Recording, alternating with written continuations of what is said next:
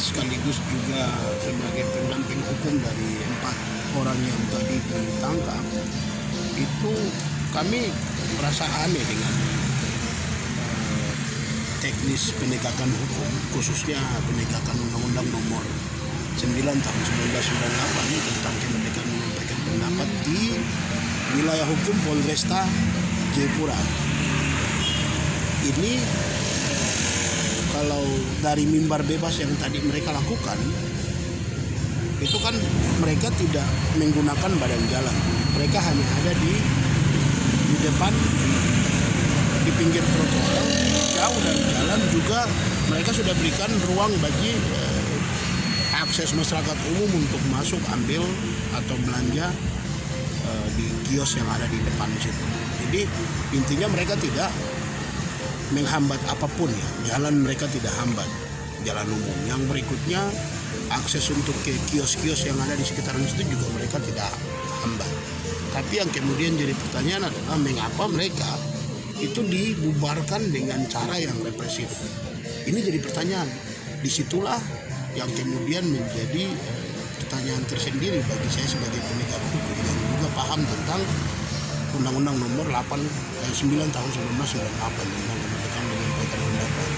Nah, peristiwa tadi itu tidak jauh berbeda dengan peristiwa-peristiwa sebelumnya. Jadi kalau kemudian saya simpulkan, di dalam tahun 2022 saja itu sudah kurang lebih ada 9 sampai 10 kasus pembubaran aktivitas kemerdekaan menyampaikan pendapat di muka umum, baik dalam bentuk demonstrasi damai maupun juga mimbar bebas.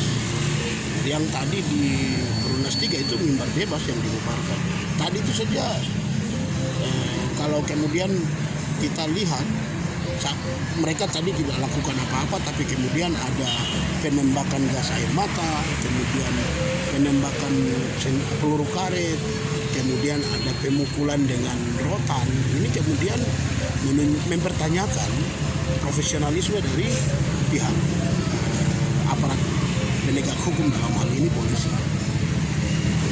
Kenapa sampai kemudian bisa berulang-ulang? Padahal kalau kemudian kita lihat lebih spesifik ke internal institusi kepolisian sendiri, itu ada peraturan Kapolri nomor 8 tahun 2009 tentang implementasi standar dan pokok-pokok hak asasi manusia dalam tugas-tugas kepolisian. Kalau tadi kan aman-aman ya, kalau seandainya mereka contoh melakukan aksi yang anarkis ataupun aksi yang brutal, itu pun ada aturannya. Ada peraturan Kapolri tentang penanganan aksi huru-hara, ada peraturan Kapolri tentang aksi anarkis. Jadi di Indonesia sebagai negara hukum tidak ada satupun aktivitas penegak hukum yang tidak ada dasar hukumnya, itu tidak ada.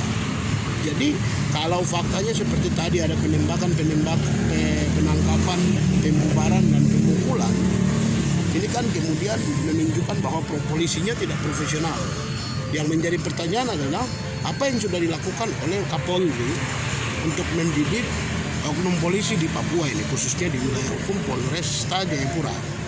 Terus apa juga yang sudah dilakukan oleh Pak Kapolda Papua untuk mendidik anggota-anggotanya yang ada di khususnya di wilayah hukum Polresta Jayapura. Juga apa yang dilakukan oleh Pak Kapolresta Jayapura kepada bawahannya.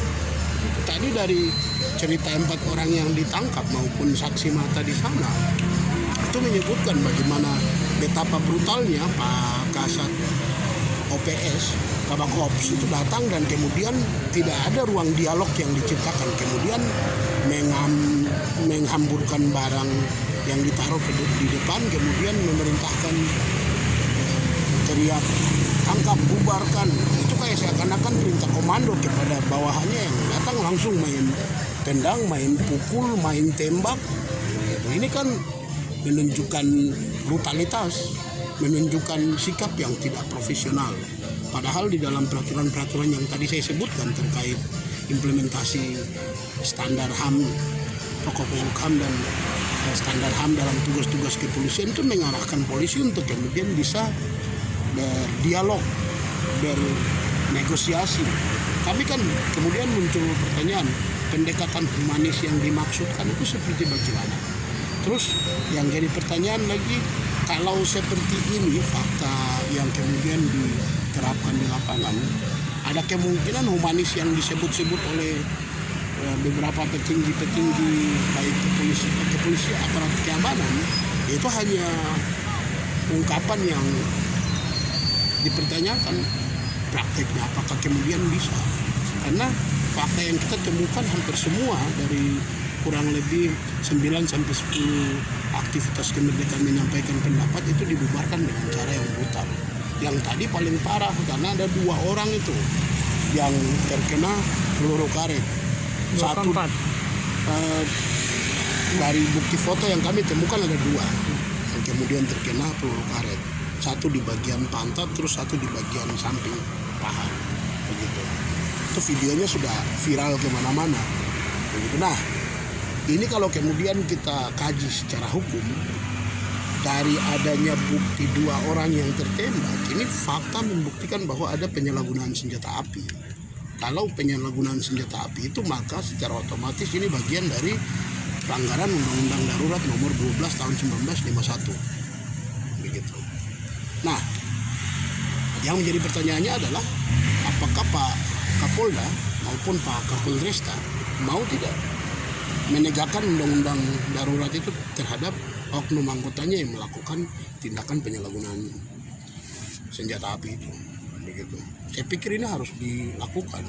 Jangan rajin menangkap massa yang melakukan hak demokrasinya, tapi kemudian tidak rajin, bahkan tidak punya misi atau niat untuk melakukan penegakan hukum terhadap bawahannya yang melakukan pelanggaran hukum. Ini kan tidak adil. Itu namanya ada fakta diskriminasi dalam penegakan hukum.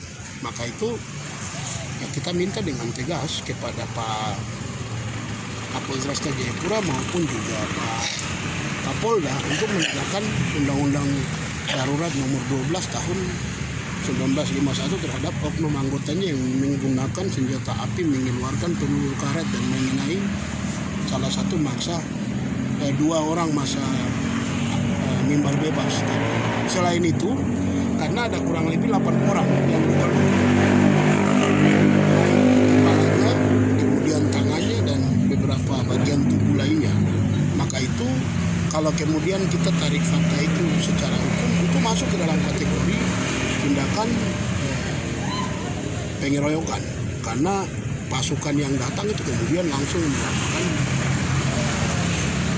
pembubaran secara paksa dan itu dihadapkan langsung pada massa mimbar bebas.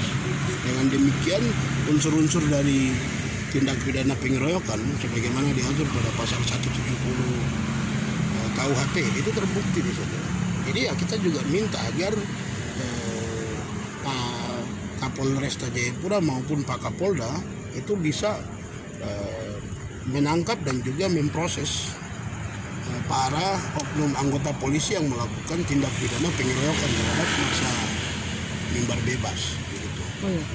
Yang berikutnya, karena mereka adalah anggota polisi, tentunya ini langsung masuk pada fakta pelanggaran Peraturan Pemerintah Nomor 2 Tahun 2003 tentang disiplin kepolisian. Ini murni mereka lakukan tindakan penyalahgunaan kewenangan.